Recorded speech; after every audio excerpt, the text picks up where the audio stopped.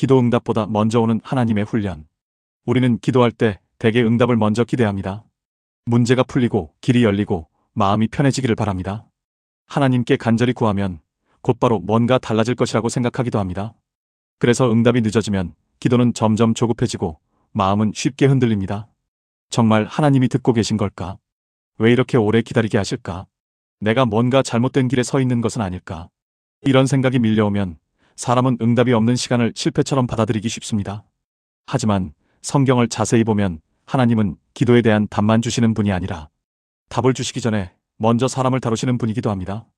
우리는 결과를 원하지만 하나님은 종종 그 결과를 감당할 사람을 먼저 만드십니다. 우리는 문이 열리기만 기다리지만 하나님은 그 문을 통과한 뒤에도 흔들리지 않을 중심을 먼저 세우십니다. 그래서 어떤 기다림은 버려진 시간이 아니라 훈련받는 시간입니다. 아브라함도 약속을 받았지만 곧바로 완성을 보지 못했습니다. 약속은 분명했지만 시간은 길었고 그 사이에 믿음은 여러 번 흔들렸습니다. 요셉도 꿈을 받았지만 그 꿈이 이루어지기 전에 먼저 낮아지고 억울함을 견디고 외로운 시간을 통과해야 했습니다. 다윗도 기름 부음을 받았지만 곧 왕좌에 앉지 못했습니다. 광야와 도망과 눈물의 시간이 먼저 있었습니다. 하나님은 약속을 주신 뒤에 그 약속을 붙들 사람을 함께 빚어가셨습니다. 기도 응답보다 먼저 오는 하나님의 훈련은 첫째로 기다림입니다. 기다림은 단순히 시간이 흐르는 것이 아닙니다. 내 뜻대로 움직이지 않는 시간을 하나님 앞에서 견디는 법을 배우는 것입니다. 사람은 빨리 응답받으면 하나님을 신뢰하기보다 결과를 더 신뢰하게 될 때가 있습니다. 하지만 기다림 속에서는 결과가 아니라 하나님 자신을 붙드는 훈련이 시작됩니다. 둘째는 정리입니다. 응답이 늦어지는 시간에는 내 마음의 동기가 드러납니다. 정말 하나님 뜻을 원했던 것인지, 아니면 내 불안을 빨리 없애고 싶었던 것인지. 하나님은 늦어 보이는 시간 속에서 내 욕심과 조급함과 계산을 하나씩 드러내십니다. 그래서 기다림은 괴롭지만 동시에 마음을 정리하는 은혜의 시간이 되기도 합니다. 셋째는 낮아짐입니다. 사람은 힘들수록 더 자기 힘을 붙들려 하지만 오래 기다리게 되면 결국 내 능력의 한계를 보게 됩니다. 그때 비로소 사람은 진짜로 하나님을 바라보기 시작합니다. 내가 할 수 있는 것이 줄어들수록 하나님께 맡길 수 있는 자리가 넓어집니다. 어쩌면 하나님은 우리를 꺾으시려는 것이 아니라 더 깊이 의지하게 하시려는 것인지도 모릅니다. 넷째는 순종입니다. 응답을 기다리는 시간에도 이미 순종해야 할 것은 있습니다.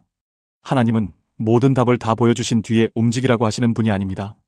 지금 알게 하신 한 걸음에 먼저 순종하라고 하십니다. 응답은 미래의 일이지만 순종은 오늘의 일입니다. 그래서 훈련받는 사람은 아직 다 보이지 않아도 오늘 해야 할 순종을 놓치지 않습니다. 다섯째는 시선의 변화입니다. 처음에는 문제 해결만 바라보던 사람이 기다림을 통과하면서 하나님이 나를 어떻게 바꾸고 계신지를 보기 시작합니다. 처음에는 응답만 구하던 기도가 어느 순간 주님, 저를 먼저 만져주세요라는 기도로 바뀌기도 합니다.